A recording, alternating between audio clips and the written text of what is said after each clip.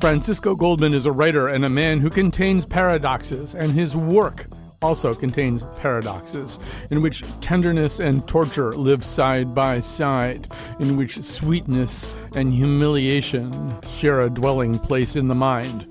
So, with all that said, he's somebody I've really looked forward to meeting. I've been aware of his work for a really long time. He operates on a lot of different levels. We're going to talk to him about his new, thinly disguised piece of fiction that's clearly based on his own life and memories. It's called Monkey Boy.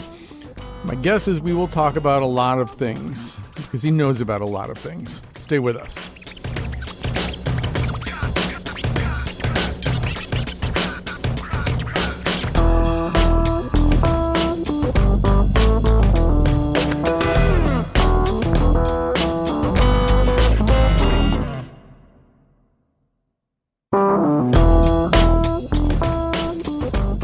So when we're in transit, on a train from New York to Boston, on a plane from Hartford to Dublin, we're really nowhere in none of those places. And the mind takes the opportunity to wander through the gardens and the ash heaps of our pasts. This, we're told, actually can even happen while walking around Dublin of a day. We re-examine choices and journey through multiverses where our loves and lives are constituted differently. We dwell more on pain and embarrassment than on pleasure and triumph. In the novel Monkey Boy, our narrator takes us on one of those mental odysseys, while indeed on a train from New York to Boston. And his mind takes a serpentine trip through the past in which the torture of high school humiliation leans against memories of actual tortured bodies in a morgue in Guatemala. And it's those kinds of tensions and paradoxes that really characterize the work of our guest today, Francisco Goldman, a writer and journalist. He has published 5 novels, including Say Her Name, and 2 books of nonfiction. The Art of Political Murder, Who Killed the Bishop, is now an HBO documentary, which I recommend. And his new novel, which I also recommend, is Monkey Boy. Who cares whether I recommend it? Why am I saying this? He teaches creative writing and literature at Trinity College, 1 semester a year. And he's joining us right now. Francisco Goldman, how are you? Good. Thanks, Colin, for that great intro. And I'm doing well. Where are you? I know you've been in Mexico City a bit lately, right? Well, we live in Mexico City. Yeah. And usually I come up for 1 semester a year, like you said, to teach in Hartford at Trinity. But I haven't been back. I left Hartford, in March, at the start of the pandemic, and haven't been back since. So, for people who are curious, give people your thumbnail of Monkey Boy. We're going to meet Francisco Goldberg, who seems like it might be kind of, a very close doppelganger of yours. Tell us about this particular Francisco. Well, it's changing that man to a berg right away is like taking a first step into the moving machine of fiction, right? Just that little step freed me from any obligation to be accurate and faithful to the actual facts of my life, the way I would be if I were writing an autobiography, and gave me the freedom, to invent in the way of fiction, to look for things, to think through story, in the way you can only do in fiction. And so it's, in some ways, I'm obviously using things from my life as I'm writing this novel, but I'm also leaving out a lot. And it was a way to just tell a story and think about things that were really mattered to me a lot at the time I was writing these, the novel. Among those things, my mother was in a nursing home. She died in the middle of the writing of this book. And I think that she's at the center of the book, my relationship to her, contrasted with my relationship with my father. And I think another big theme of the book is, Say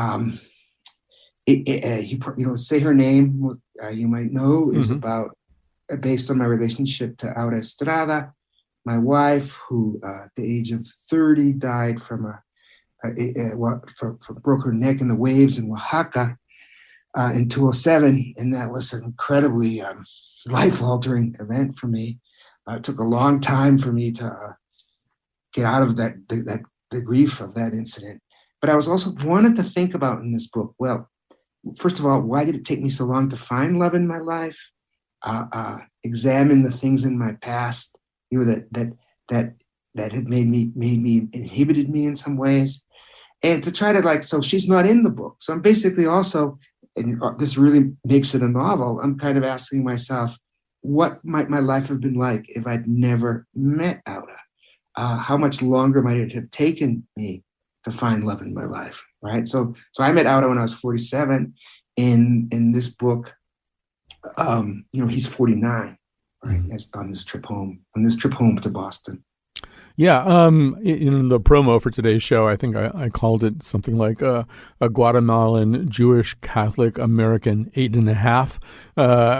It has a little bit of that 8.5 quality, I think, and particularly because this is very much a book about women. I mean, you mentioned your mother, and by the way, condolences on her passing. But this is a book about the women of your life, your mother, your sister, many of these very sort of strong female presences from your life in Guatemala. I assume you're very conscious of that you're writing way more powerfully, I think, about the women of your life here. Yeah, another friend, Auda's very best friend, Nati Paris, she'd read the book and she said, this is your Todo sobre mi madre, the Almodovar movie all about my mother. So it's interesting that two movies in which male directors focused on their relationships to women, have been compared to this book. And I think that's very true. I knew I wanted to look at, as I said, my relationship to women. I know from the start, my sister, thinks of our family as like we were three survivors of a very brutal household, right? And in many ways, a very brutal town. I think one of the things, like I said before, that I really wanted to try to understand in this book was why I was sort of unable to love the woman I loved throughout, my early life. As you said, my grandmother, my Guatemalan grandmother, was a very strong figure in my life as I was growing up, and also very dominant and very decisive in some of the choices my mother made with her own life, because my grandmother was a very strict. She was a wonderful woman, but she was a very, very strict Catholic. And so, a really decisive moment in my mother's life was when she fled back to Guatemala with me as a boy, really fleeing the abuse, my father's abuse. And we might have stayed there. I would have grown up in Guatemala, but I got tuberculosis after a couple of years of being down there. And I think my grandmother saw my getting tuberculosis as sort of divine punishment for my mother having left my father. And we went back. And my mother just should have, it's pretty obvious when you read the book that you say, this poor woman, if only she could have divorced. Mm-hmm. But because of that heavy Catholic, divorce was out of the question. And so my mother had to make a life for herself. Right? She wasn't just going to be trapped in the house all day. And she decided she wanted to go to college. And so my grandmother used to send up these wonderful young women. The first one who came right out of an orphanage when she was like 15 years old. It was a different time, back then. She came up and she was, would do housework and was like my second mother and was incredibly close to me. Well, my mother began to go to college, and eventually my mother made herself into a college Spanish teacher. But I, throughout the rest of my life to this day, I'm very close to that woman who helped raise me. And you meet her in the book, and you meet some of the, it was a series of girls. I say, like my grandmother basically founded a colony of young Central American women in the Boston suburbs that is now in its third generation, right? Some of them are already having become grandmothers. Because the funny thing is they all come up to Boston to help take care of me and my sister. And eventually they all leave because they all get married. So I think some of them stay for several years. One girl arrives and it's very mysterious. She arrives and 2 weeks later she leaves to get married. And I never understood how that could have happened. And so, and you meet, some of the, one of the things he's doing on this trip home to Boston is he's not just going to see his mother, but he's Francisco Goldberg is kind of a semi-well-known writer, and he's been on the radio. And the woman the girl he had a big unrequited love for when he was in the 10th grade, and was probably his only important adolescent female relationship, has heard him on the radio and has contacted him. So this is his first night in Boston. Of course, he's going to have dinner with her. And so, so yes, it's a novel about my relationships with women, and I think that mirrors my own life without a doubt. In the United States, it's a funny thing because I think here in Mexico and in Central America, I have some very good female friends, but most of my close friends are probably male. And in the United States, it's the opposite. I think, the majority of my really close friendships in the U.S. are with women, including now that we have a daughter. It's funny, we have a daughter now. I finally, I fell in love and remarried. Azalea is 3 years old now, and she has a squad of 6 godmothers, and 3 of those godmothers are exes of mine who I stayed close to, through the years. So from the United States. I wanted to look at those relationships from my past, which, as you said, are with really, I think, very strong, sometimes eccentric, fascinating women. I never understand why some people are so surprised. You often hear people saying, that men especially can't write about women, or it's difficult for men to write about women. I don't find that at all. Partly because I grew up in a household, where I was a woman, basically, and my whole life I've been very close to them, and so I don't find it inhibiting at all to try to write about women, honestly. Yeah, I always wondered about how fussed up people get about that, too. I think there are other dichotomies and disparities that are much harder to bridge imaginatively than I think it's harder for someone who's been basically well off all of his or her life to imagine what it's like to be poor than it probably is for a man to imagine what it's like to be a woman of a kind of similar social status. But yeah, actually, rather than go down that alley right now, though, one thing I wanted to talk about here, and just tell me if I'm getting this right, because I might not be. But it seems to me that Goldberg, in his reveries, in his thoughts, in his visits to various parts of the past, there's a way in which, pain is pain, and pain, emotional pain, and psychic pain can be caused by really extreme situations. He and you have been in situations in Guatemala in which the danger was very, very real. In fact, he has, and I assume you have at the point, left Mexico City, partly because there's been an intercepted communication that indicates that, maybe he's in danger right now and he needs to get out of that part of the world and be someplace else, and so there's that. And there's this visit to the morgue where he sees tortured bodies. And there's these things that, I've never experienced that I would find just so existentially terrifying that I feel as though they would just trump everything and blot everything out. But I feel reading this as though some of the really, really visceral humiliations of high school, where this name Monkey Boy and you make out with a girl, and then there's this thing where supposedly she might have compared you to a monkey eating a banana while you guys are making that's just horrible in its own way. That pain is pain. In its own way, yeah. Yeah, say a little bit more about that. That's exactly, I think that it's really great that you use the word, those experiences in Central America trump, the trivial humiliations of daily life, because that's exactly what I was trying to use that idea to frame the novel. I was sort of rebelling against the hierarchies I myself impose on my own life, have in the past, and that other people impose. So you've been down, as I spent, many, many years, all of my 20s in Central America, trying to write my first novel, but very close, and also supporting myself as a freelance journalist, very close to that incredibly violent human tragedy that was occurring. And I've continued to live close to those things throughout my working life. And I think sometimes, as a writer, I'm constantly, of course, asking myself what I still owe to that experience, right? What can I still tell about it? Because those things form you, and you really feel you've witnessed such a combination of tragedy and suffering, but also generosity and bravery, that you feel that, that's very important, and that makes other things in your life less important. And I wanted to, and I realized that there's so much that happened in my life that I wasn't allowing myself to really write about, because I myself was submitting to this hierarchy of what's really important and what's trivial. And I thought, well, what if I go take a 5-day trip home, right? To see my mother, to see some, people I was close to. During those 5 days from New York to Boston, I'm not going to be thinking all the time about the wars in Central America.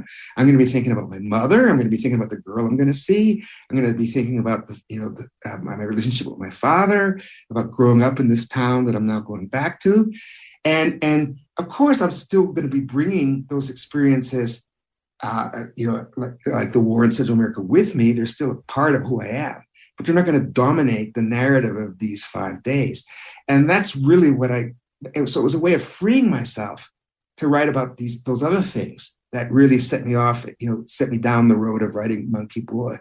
And, a big difference is you have a different, you look at those incredibly painful humiliations of your youth, and even the really brutal violence in the relationship with my father, and because you have it in a different perspective, so many years have passed, you're who you are now. It's really important to understand in this book, like this is not about the solemnity of victimhood in any way. I'm not saying, oh, poor me, I had these things have to be told the way you experience them now, which is painful, but also with humor. So many things were just so absurd. So I really had fun writing about some of those youthful humiliations. Like, my first kiss, what a complete catastrophe. Supposedly the girl said she felt like a banana being chomped on by a monkey, and the whole school was, picked up that refrain, and I was being mocked for weeks, and it was horrible. It really did traumatize me. And it was a kind of layered sense of betrayal too, because you thought the words might not have come from her, but from a kind of quote unquote friend of yours who might have put those words in her mouth. He was a very charismatic bully who really dominated a lot, not just a lot of my childhood, youth, but he was a lot of other kids around me. Right. He was one of those people that you never forget. Right. He probably never thinks about us, but here we are, all these years later, remembering, his reign of terror over middle school and high school. That's really true. Reading the book, I was also, my mind flashed back a couple of times to a Neruda poem that I really love. It's called Let's Wait. And at the end of it, he says, artisans of the soul are building and weighing and preparing days bitter or precious that will knock at your door in due time to award you an orange or murder you in cold blood where you stand. And I think, there's a lot of that in your book. There's this kind of sliding doors sense that, the door slid open one way and this one set of things happened. Had it slid open a different way, had you walked through a different aperture, a whole other different set of things happened. At the end of the book, you're really talking about this witness connected to this very famous assassination of a bishop in Guatemala. If I hadn't met the witness, my life would be different. If I'd been born in Guatemala, I would have been conscripted into the army. I'd probably be dead from the endless wars there. There's that, I feel that there anyway, that you're sort of toying with those questions right. of the arbitrariness that Neruda describes at the end of that poem. That's such a good perception, right? I mean, for me, the aesthetic model for this novel was we have right near my house where I live, the famous architectural masterpiece of Luis Barragan, the Barragan house. And what I loved about that house is it looks like just a normal, functional, classical, modernist house.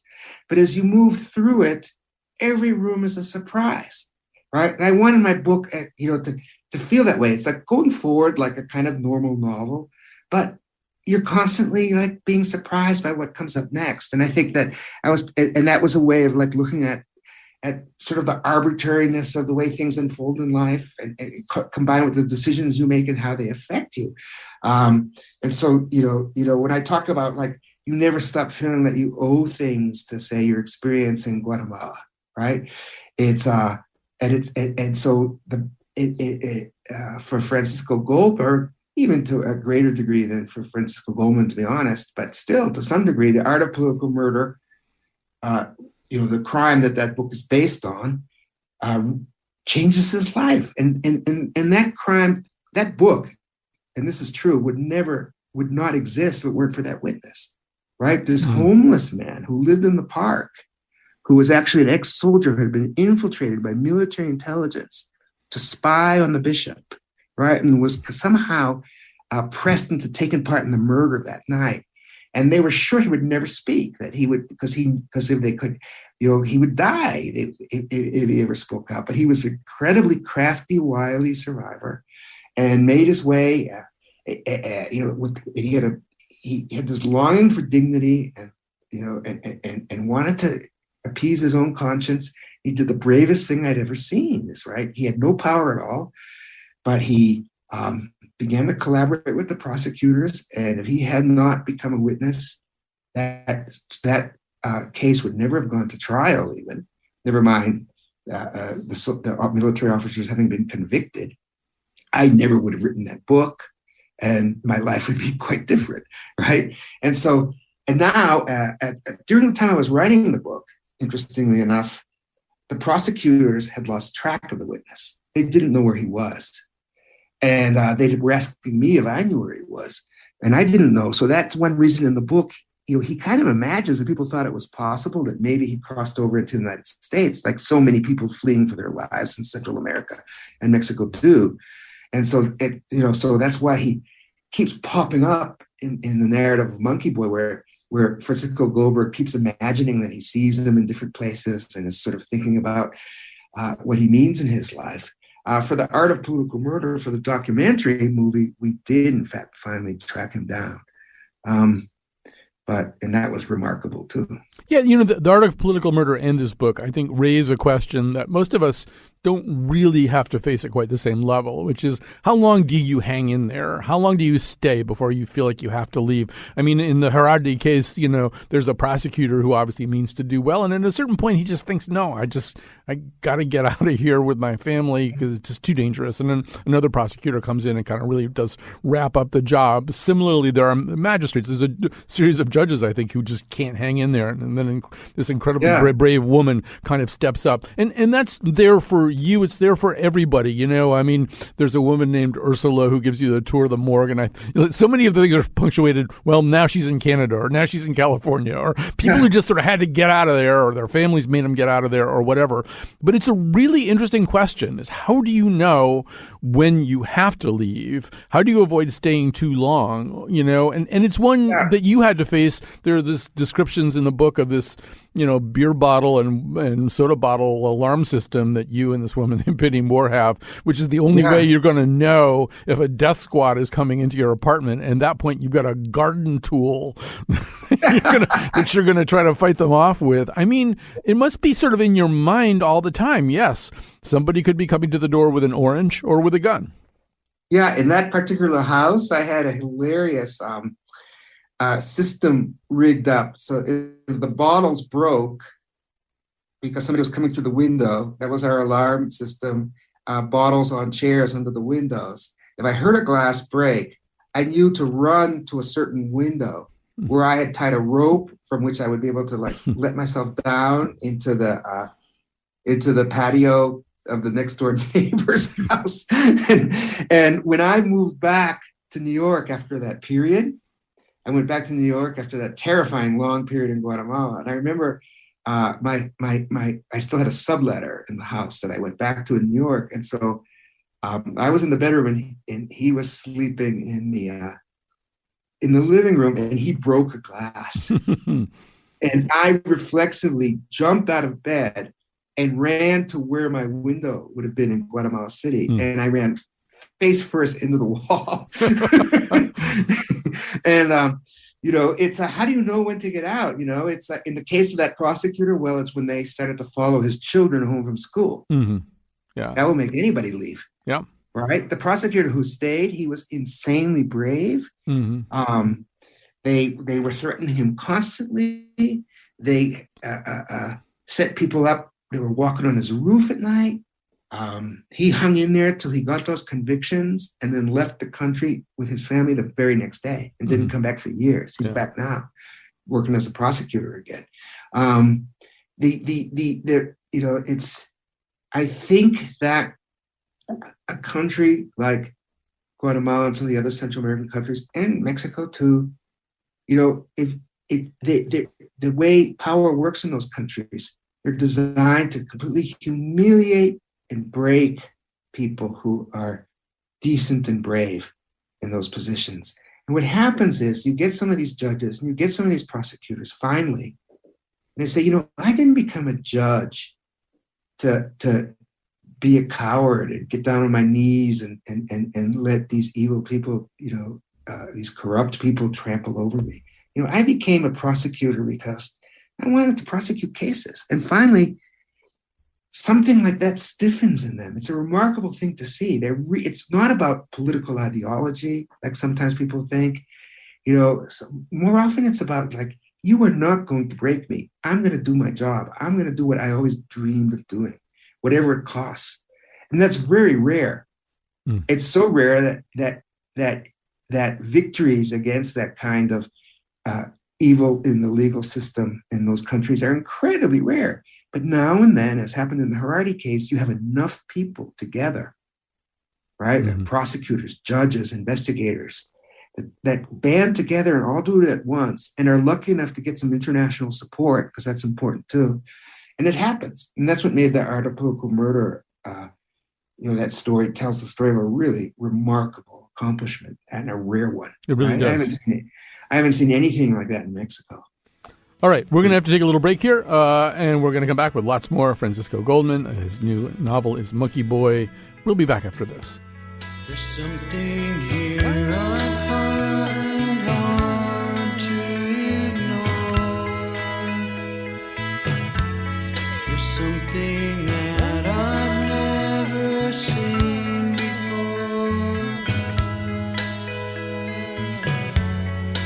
Amanita is the name they cover over everything. Flowers cover everything, they cover over everything. The flowers cover everything.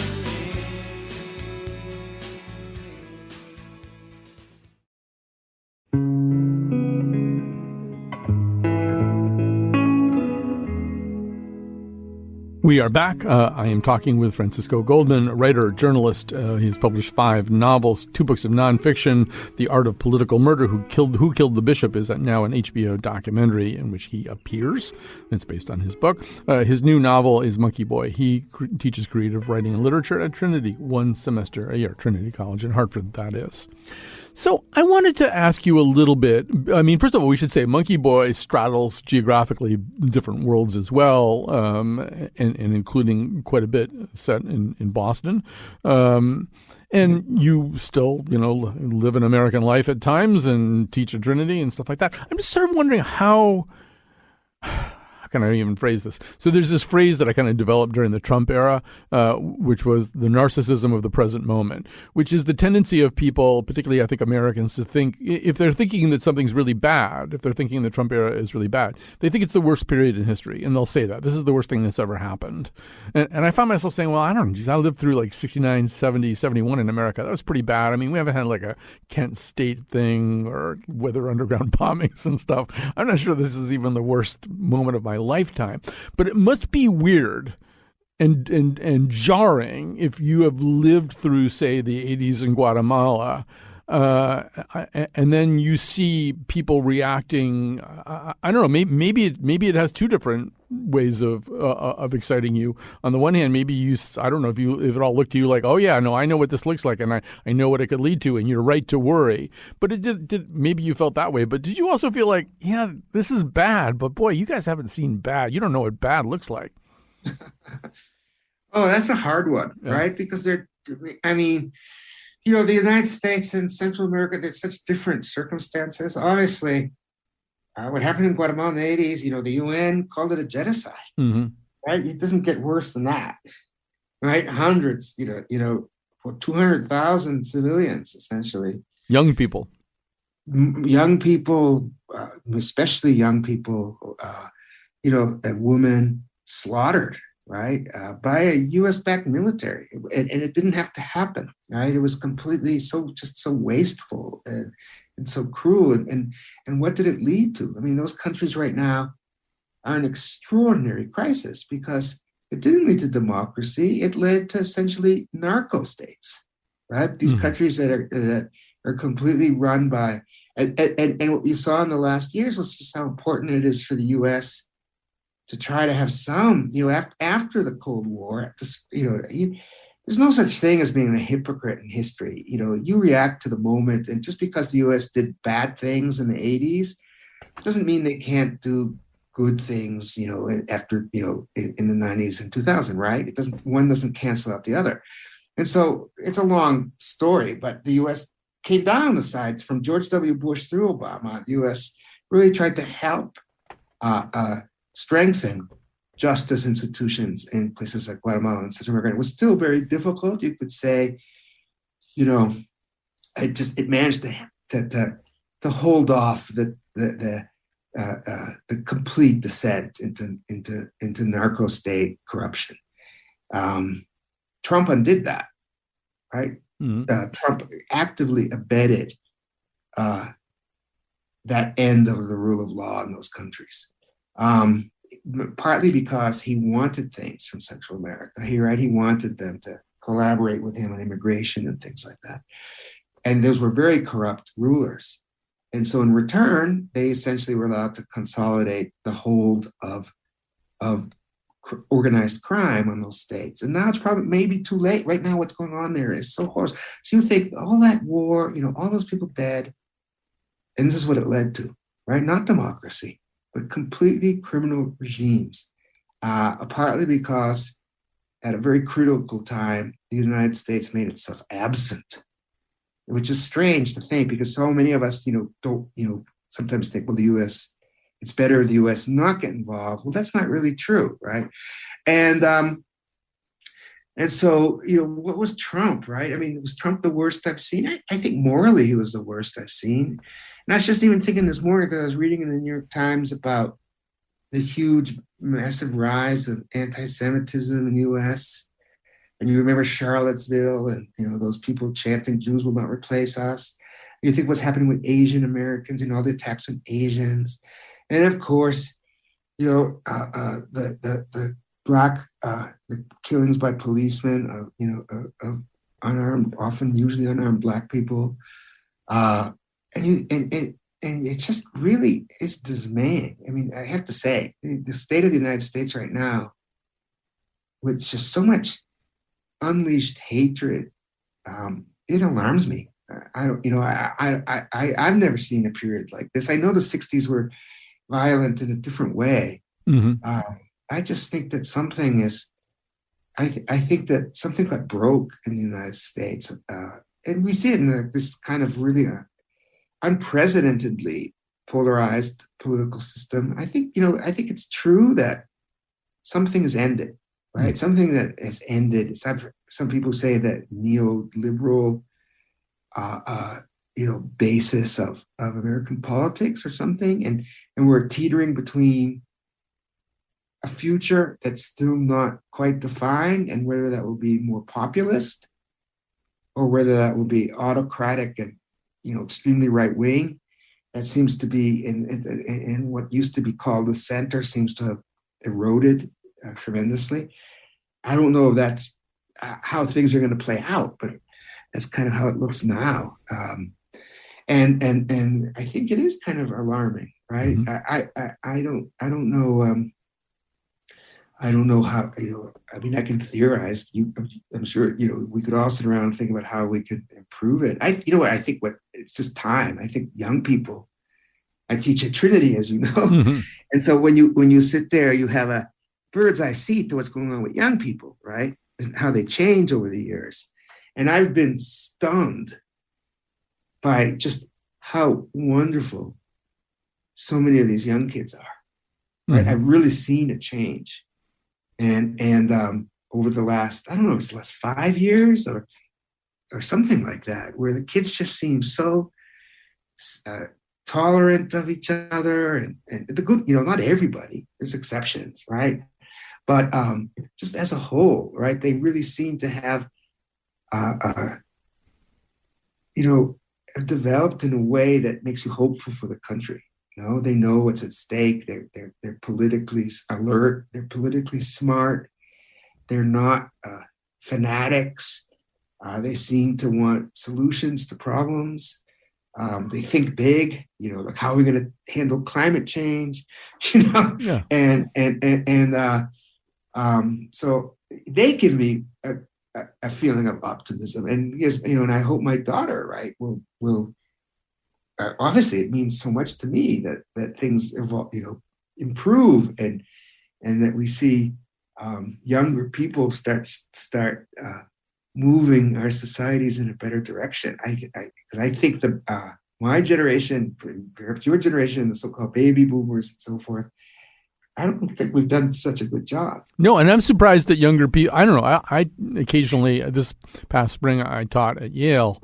And I'm always amazed that undergraduates aren't more angry at baby boomers. And I mean, if anything, I sense in them almost the opposite, a kind of sense of, and maybe this is because these Yale students are just sort of very high achievers and self-flagellating, people who just push themselves so hard all their lives. But I almost see them thinking like, oh no, how can I repeat that kind of success? How can I, I mean, not at the expense of the environment or social justice or anything like that, but they seem very eager, to do well. They haven't descended into some kind of nihilism or rejection. But this, I don't know, we may be looking at very unusual subsets of a generation too. It may be, right? Yeah, that I don't know. Another thing that just impressed me is, despite the pandemic has been really hard for young people. I mean, it's been so isolating, right? I mean, imagine if we go to college and missing the a year and a half of your college time having to either stay home or abide by the rules of the pandemic and so forth. But another thing that really did impress me teaching these last couple of years, first of all, how international, through the internet, obviously, through Wi-Fi and all that, the young people are really internationally connected, right? So even in my classes, I had kids like, they couldn't come to campus, so they were like checking into their Zoom classes from China. We had this, we had Muslim kids in the class, people from all over. And I think that at some level, young people, are not so confined by this idea of like America first, nation first, we're only in our nation, that defines, as we've seen, older generations. And I think that it's the nature of the way they communicate with each other and the way they conceive the world as more interconnected and facing problems that threaten not just the US, but the whole world, which the pandemic has certainly made us even more aware of how things threaten the whole world, right? I think bodes well, but we'll see, right? We will see. All right, we have to take one quick break here. We're going to come back. This is going very fast, which is a good sign if things seem like they're going fast, but with Francisco Goldman. You who are on the road must have a code that you can live by, and so become yourself, because the past is just a goodbye. Teach your children well, their father's hell did slowly go by, and feed them on your dreams, the one they picked, the one you know by.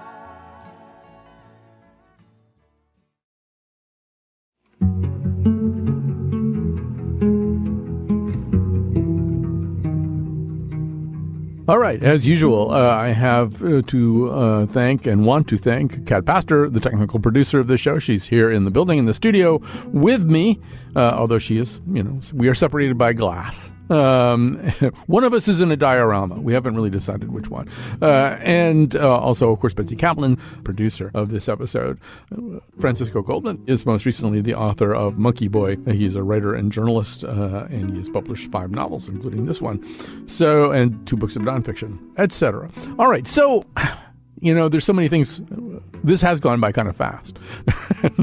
And there's so many things, at least for me it has, so many things that I wanted to talk about. And I'd love to be ending on a high note, but it might not work out that way.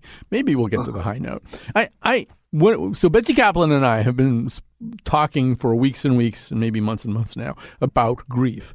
And I've had a really hard year in terms of the 2 people closest to me in my life. Things are happening to them. And it made me realize that I'm 66 years old, and prior to this, I don't think I had experienced grief. I had experienced deep sorrow. I took care of each of my parents as they were declining and dying, and I was very sad about that.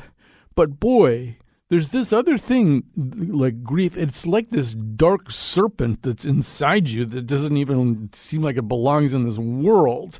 And it just kind of rears up and just bites you from the inside. And I started to feel like if you haven't experienced that, it's one of the reasons I kind of like and trust Biden, because I know he's been through that. And that's something you deal with a lot, too, was this whole of like, what is this grief thing? And then what do you do after it?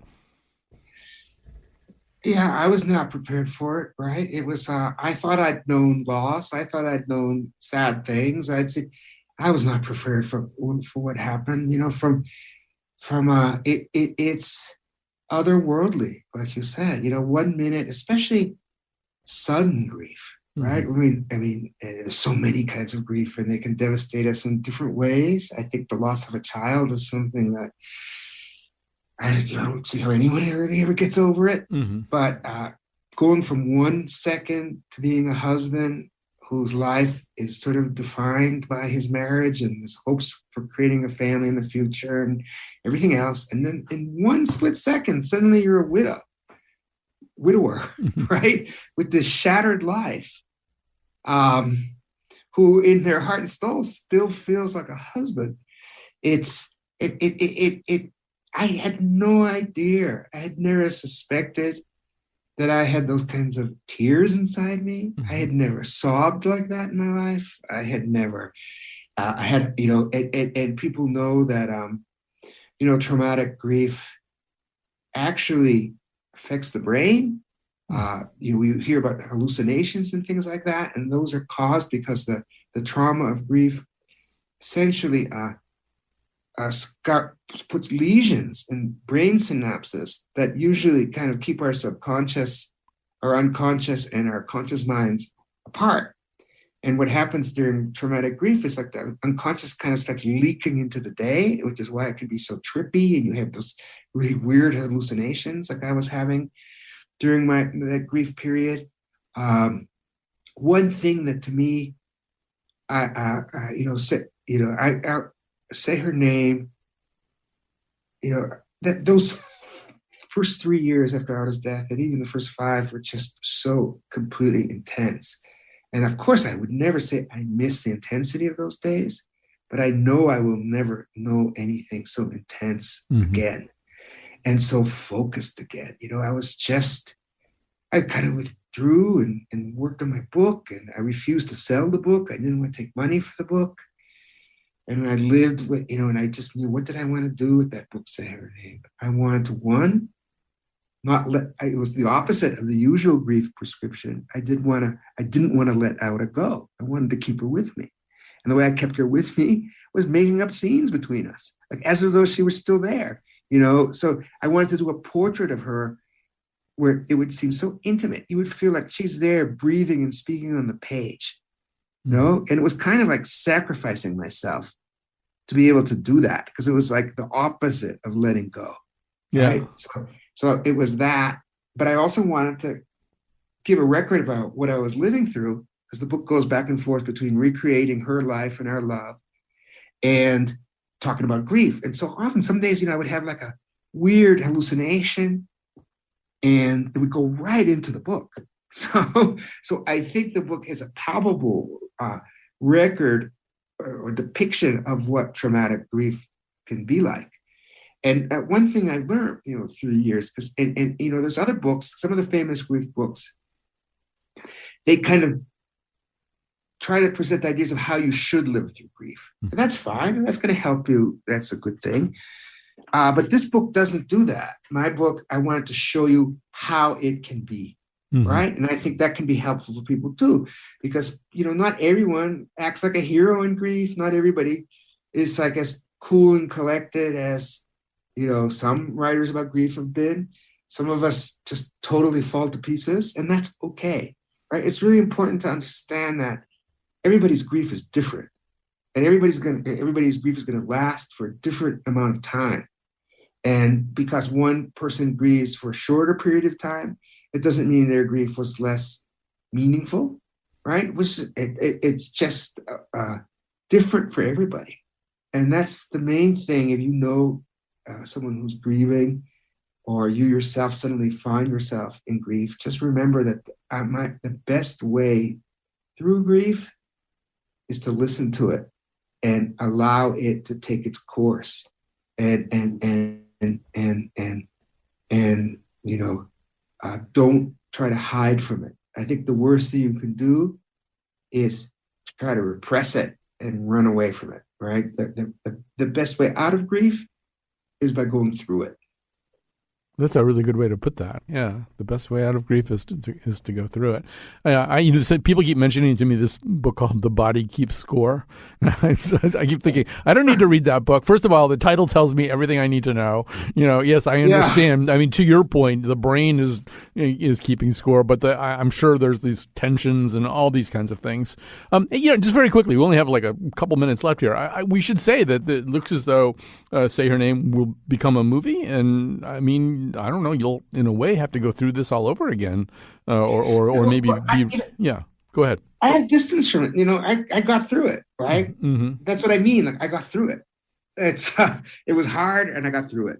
So I'm fine dealing with it now. And yeah, it was crazy. I had this fellowship at Harvard in 2019.